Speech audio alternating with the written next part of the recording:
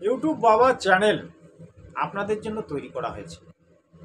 তা ইউটিউব বাবা আপনাদেরকে যেটুকু শেখাবে সেটা কিন্তু ইউটিউব বাবার নলেজ, প্র্যাকটিক্যাল নলেজ, এবং প্র্যাকটিক্যাল থেকে আমি যা পেয়েছি সেটা আপনাদেরকে আমি দেওয়ার চেষ্টা করি।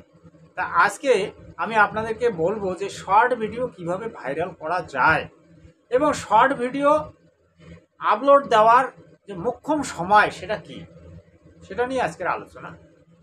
তা আপনারা ভিডিওটিতে শেষ পর্যন্ত থাকবেন আর বিশেষ করে চ্যানেলটিকে কিন্তু সাবস্ক্রাইব করে রাখবেন।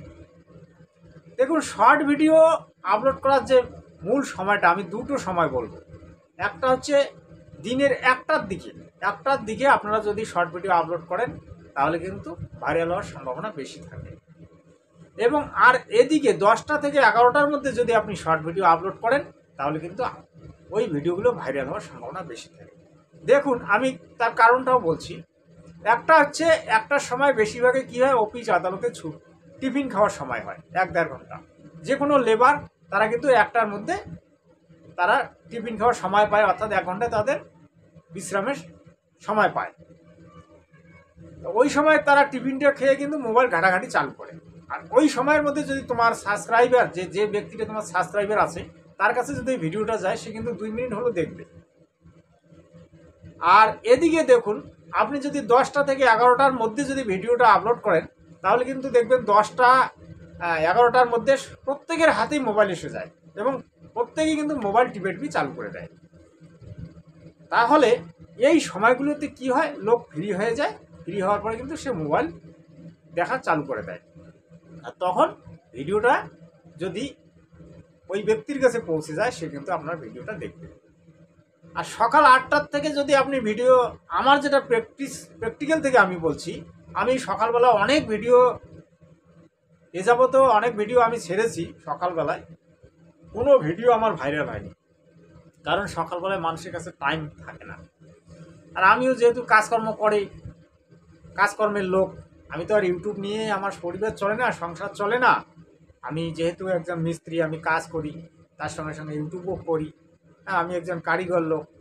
হ্যাঁ, পড়াশুনো আছে আমার মোটামুটি হায়ার সেকেন্ডারি পর্যন্ত। তা আমি ইউটিউব দেখতে দেখতে একদিন দেখতে পেলাম যে ইউটিউবের চ্যানেল কিভাবে তৈরি করে, হ্যাঁ, ইউটিউবে কীরকম ইনকাম করা যায়। ওই মনোজ দে নামে একজন বড় ইউটিউবার আছে, ট্যাগ চ্যানেল ক্যাটাগরির, তার প্রায় 1 কোটির মতো তার সাবস্ক্রাইবার। তা উনি কিন্তু ওই সমস্ত কিছু শেখায়। ওনার ভিডিওগুলি দেখতে দেখতে দেখতে দেখতে আমি কিন্তু মোটামুটি চ্যানেল কিভাবে তৈরি করা যায়, হ্যাঁ, চ্যানেলের কিভাবে আপলোড দিতে হয়, তারপরে আপনার কিভাবে থাম্বনেল বানানো যায়, এই যে তার ভিডিওগুলি দেখে দেখে আরও অন্যান্যদের ভিডিওগুলি দেখে দেখে কিন্তু আমি মোটামুটি শিখলাম। শেখার পরে নিজের চ্যানেল করলাম, কাজ করা চালু করলাম। প্রথম দিকে তো আমিও খুব ধাক্কা পেয়েছি। প্রায় 5-7টা চ্যানেল কিন্তু আমার এইভাবে আমি বানাইছি আর ডিলিট করে দিয়েছি। বহু কিছু ধাক্কা খাওয়ার পরে কিন্তু আমার এই 4-5টা চ্যানেল কিন্তু আমি মনিটাইজ করতে পেরেছি। 2-3টা চ্যানেল তো আমার এমনিতেই আমি ডিলিট করে দিয়েছি, কাজ করা ছেড়ে দিয়েছিলাম, এবং 2টা চ্যানেল তো আমার কপিরাইট স্ট্রাইকের কারণে ডিলিট হয়ে গেছে। একটা হিন্দি ধর্মকথা চ্যানেল, বাংলা ধর্মকথা চ্যানেল, এই দুটো আমার প্রথম চ্যানেল ছিল। হ্যাঁ, এই দুটো চ্যানেলে ভালো কাজ করেছিলাম এবং সাবস্ক্রাইবারও অনেক হয়েছিল। যেমন ধর্মকথা হিন্দি চ্যানেলে প্রায় 10,000-এর মতো সাবস্ক্রাইবার হয়েছিল, আর বাংলা ধর্মকথা চ্যানেলে প্রায় 5,000-এর মতো সাবস্ক্রাইবার হয়েছিল। সেই চ্যানেল দুটো কিন্তু শেষ। তা ইউটিউবে দেখুন, ইউটিউব যে প্ল্যাটফর্মটা, এটাতে কিন্তু কেউ মানে কি বলবো, চাকরির মতো, যে সরকারি চাকরি, আমার সারা জীবন আমি ইউটিউবে ভিডিও আপলোড করে আমার সংসার চালাবো বা ইউটিউবে একমাত্র আমার জীবিকা অর্জনের উপায় হবে, এটা কিন্তু কেউ ভেবে ইউটিউব করেন না। কারণ ইউটিউব কখন যে আপনাকে, কোন অবস্থায় যে আপনাকে ধাক্কা মারবে বা আপনি নিজে কখন ধাক্কা খেয়ে পড়ে যাবেন, এর কোনো গ্যারান্টি নেই। ধরুন ইউটিউব একটা জুয়া। আপনি ইউটিউবে এসেছেন, ভালো ভালো ভিডিও আপলোড করতেছেন, আপনার লাখো লাখো ভিউজ আসতেছে, খুব ভালো ইনকাম হচ্ছে। কিন্তু যদি ওর মধ্যে যদি আপনার কোনো দিন একটা ভিডিও পলিসির বাইরে হয়, হ্যাঁ, তখন দেখবেন ইউটিউব সঙ্গে সঙ্গে আপনাকে স্ট্রাইক দিয়ে দেবে। আর রেস্ট্রাইক পড়া মানে কিন্তু আপনার চ্যানেল কি হয় জানেন, চ্যানেল ডাউন হয়ে যায়, ইমপ্রেশন ডাউন হয়ে যায়, বহু কিছু ডাউন হয়ে যায়। চ্যানেল ধীরে ধীরে গ্রো, যে চ্যানেলটা দ্রুত গতিতে গ্রো হচ্ছিল সেটাও ডাউন হয়ে যায়। ইউটিউব প্ল্যাটফর্মে আপনারা কাজ করবেন, না করার কথা না, করবেন, কিন্তু আপনাদেরকে পার্ট টাইম করতে হবে, কাজকর্ম করে এসে তারপরে ইউটিউব করতে হবে। ইউটিউব নিয়ে যারা ব্যস্ত থাকবে আর ইউটিউবের উপর যারা ভরসা করবে তারা কিন্তু একদিন কান্নাকাটি করবে। এই নিয়ে কিন্তু আমি একটা ভিডিও তৈরি করেছিলাম, একজন টেক মাইন্ড নামে একটা চ্যানেল ছিল, ছেলেটা খুব ভালো, তার চ্যানেল কিন্তু উড়ে গেছে। আজকে এই যে ভারতবর্ষে প্রায় লাখো করোড়ো ইউটিউবার আছে, চ্যানেল আছে, প্রায় 1.5 থেকে 2 লাখ চ্যানেল কিন্তু ডিলিট হয়ে গেছে। 1.5 থেকে 2 লাখ চ্যানেল। শর্ট চ্যানেল তো দেখবেন, আপনারা দেখবেন যে শর্ট চ্যানেল অনেক নেই, অনেক শর্ট চ্যানেল নেই, হাজারো হাজারো লাখো লাখো শর্ট চ্যানেল ডিলিট হয়ে গেছে, টার্মিনেট হয়ে গেছে।